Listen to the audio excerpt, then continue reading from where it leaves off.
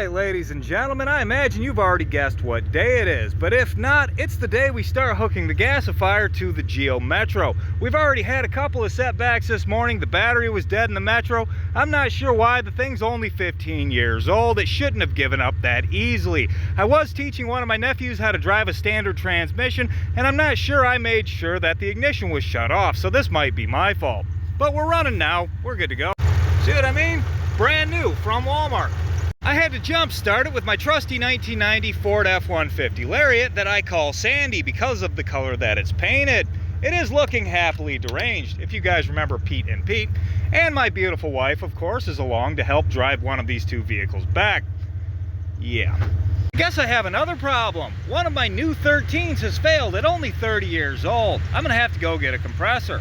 There we go, that's better. Let's get this thing back to the house. For those of you who are still waiting to see a turbo 3-cylinder in a Geo Metro, that's still happening. I have this other car right here for that. It has a chrome exhaust tip. That adds 100 horse. Yeah, my nephew was like 6, so it's a little tight in here. That's better.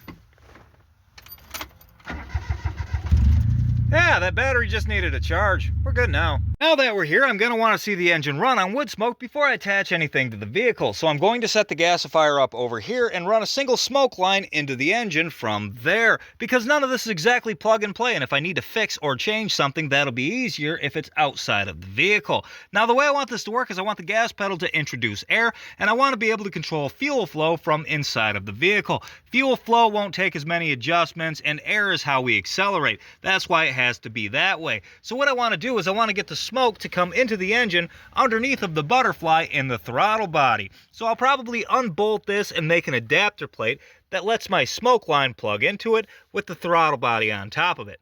That's the plan anyway. Because this is the kind of thing that takes a lot of time, I'm going to make multiple videos along the way. I'm sorry I don't like part 2s either, but I want to capture as much of this in detail. I've never done a gasified car before. I just did tractors and saws. And I want this thing to work. I want to be able to use it around town here. I don't want to just mock it up to make a video and forget about it. I really want a gasified Geo Metro. So I'm going to make it happen. There's definitely going to be more than one segment.